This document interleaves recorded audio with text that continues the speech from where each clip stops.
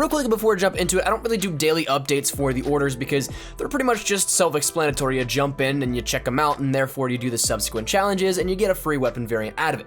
But I want to let you guys know that there is the Chatterbox 2 Heroic Lewis variant in today's daily order, and it's one that I'm letting you guys know about because I think it is one of the better looking ones that we have, and also it's a heroic weapon variant as well. It's not an epic, it's something that gives you 15% rather than that 10%, so for only 100 LMG kills, you can get the Chatterbox 2 Lewis variant out of Major Howards. But again, that's only for today, so make sure you jump on and take advantage of this while you can. So that said, I want to let you guys know about that one if you guys are so interested, but let's get right back to the regular scheduled content. It's been a busy week for World War II and everything that we as players may be experiencing in-game. We started out with the Blitzkrieg event, which gave us a handful of different things within World War II. Probably what you may notice mostly, that being new weapons, new contracts, ground war with standard modes, and war for ground war support as well. That was introduced earlier this week. Then we had HQ 24/7 being introduced as well, with free-for-all, gun game, and prop hunt being playable in the headquarters map itself. And then we also had a handful of different things for double XP and other different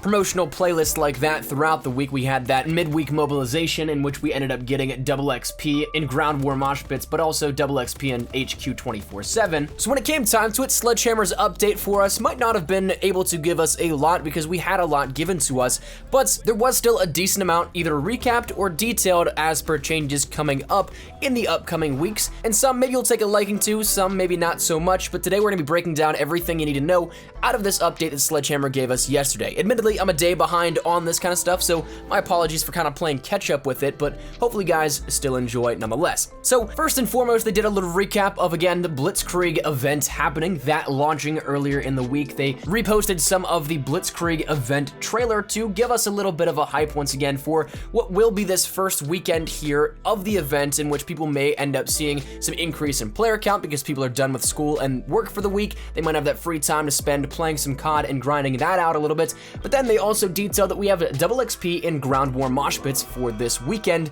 in which it's double XP across the board in those playlists until 10 a.m. Pacific Standard Time on the Monday coming up, that being April 23rd. So that'll also translate to 1 p.m. Eastern Standard Time and I believe 6 p.m. GMT as well. So play from now until then in those playlists and you'll be able to grind out some of your ranks. I know I'm definitely looking to prestige by the end of the weekend here, so that's something that I'll be taking advantage of. Maybe we run into each other in game, that'd be kind of cool, but regardless, double XP is live at the very moment in ground war. The next thing that they detailed was the first of what may be many community challenges within Call of Duty World War II, very similar to what Black Ops 3 did during its lifespan, and then also outside of the lifespan of Black Ops 3 and into last year a little bit, and even one that we saw just a couple of months ago.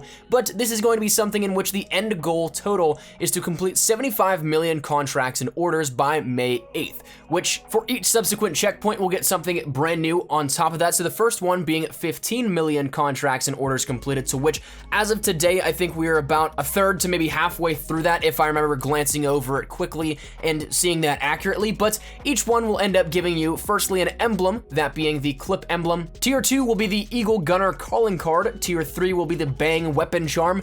Tier 4 will be the M1 Ammo Reserve special helmet, and the fifth and final tier for the completion of 75 million contracts and orders will be the Grease Gun Rosie 2 heroic variant, which honestly is an absolutely awesome looking one. I don't know if you guys remember, we did a video a couple of months back now at this point in which we showcased a bunch of hidden variants within the game, and that was one of them, and it looks fantastic, I think, here out of this. But that said, those are the 5 tiers. Once again, they'll be segmented into each individual checkpoints, presumably each individual checkpoint being for 15 million, so it keeps going up until that 75. That's just the way the math breaks down for 5 different tiers, so that would make sense here with that one. But again, the first one is still live at the very moment, and that's one thing that I also want to let you guys know about, because with this, it's a little bit different than that of how Black Ops 3 ran their community contracts and community challenge system within Black Ops 3, because that was something that you didn't really have to take part in any of it. You could just log on when it was all done and you'd have everything. And admittedly, I think that while I was traveling a little bit a couple of months back, once again, whenever that Black Ops 3 one last happened, that was one in which I didn't get to really take part in it, but I still got the, I think it was the supply drop bundle and then the ranged and melee weapon bribe or something like that, whatever the rewards were. But again, again, I didn't have much time to take advantage of it. This is going to be different because the rewards that you can end up earning are actually dependent on when you first initially log in.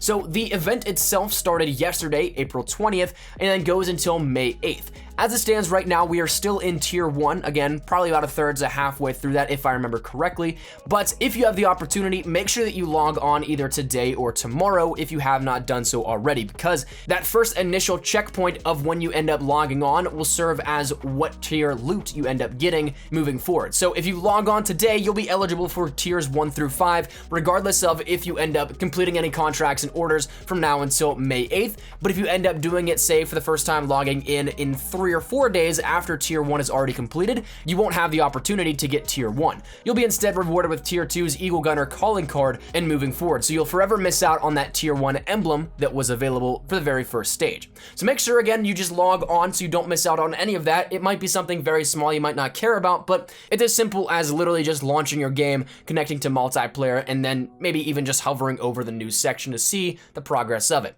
So it shouldn't be that much extra effort, but again, make sure you at least log on so you don't miss out on anything. And the next thing we're going to talk about is one that, again, this is where I think that some people will either be happy to hear results or they just will not be happy whatsoever with this, because it is still not exactly what the community necessarily voiced their opinion on. This being domination, updates, and a little bit of clarity as to the future regarding domination in Call of Duty World War II. Previously, it was the big thing that domination 50 was that of what was the standard. Domination 50 in World War II was the first time that we saw it that low for points per kill, but it was what was in the game for nearing 6 months now of the game's life cycle.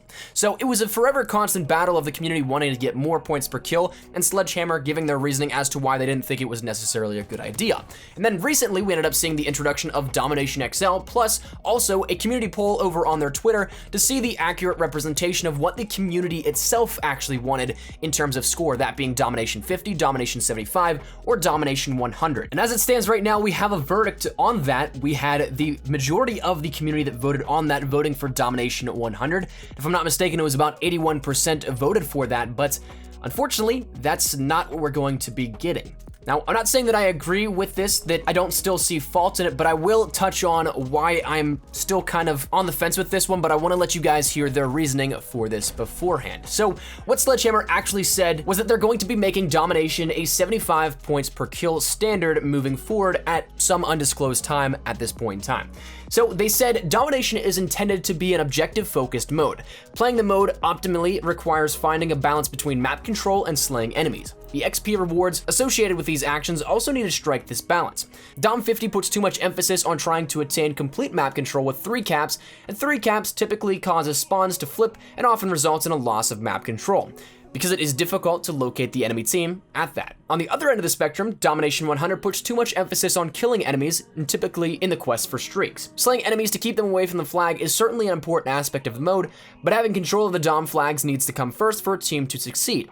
Domination 75 properly rewards both of these motivations and finds the intended balance regarding how frequently score streaks are earned. Domination 75 encourages players to take control of 2 objectives and then maintain map control by killing attackers, which we consider to be the winning strategy of domination. We'll let you know when this change goes into effect. So from here, there is no ETA on the change as it stands right now. If you jump into domination at this point, then you're still going to see 50 points per kill in ground war, in standard domination, wherever it may be, but it's going to be 50 points per kill for the time being. But that said, I understand this logic and I fully respect them coming clean with their ideology, and of course, with them actually giving reasons behind it rather than just saying, well, hey, we're gonna do this because we said so. I actually understand the logic behind it. I actually understand the reasoning why you want to try and find that balance between slaying out and, of course, actually playing the objective and winning. And to that extent, I can understand where 75 makes sense. The only part that I disagree on, though, is the fact that it's been 100 points per kill for nearly the entire franchise. If I'm not mistaken, only Infinite Warfare was different in that regard. And so to me, changing it isn't necessarily the greatest move. I think that, honestly, domination was one of my favorite modes moving forward, and admittedly, in World War II, outside of ground war, I really haven't touched domination all that much. Maybe it goes a bit deeper than some of the reasons that I might consciously think about. Maybe it's a lot more meta than what I might actually think, but I feel like I just haven't touched domination, and 50 points per kill might be one of those reasons as to why, and that is not up to that standard that I've always loved in the past. So maybe that's something, but again, there also could be counters like the inclusion of Blitzkrieg. Maybe that was their way to kind of balance it out a little bit further, because those people that do want to get kills, it's a lot easier now, admittedly, with Blitzkrieg, because you're going solely off of kills. You don't have to play the objective, though of course it still is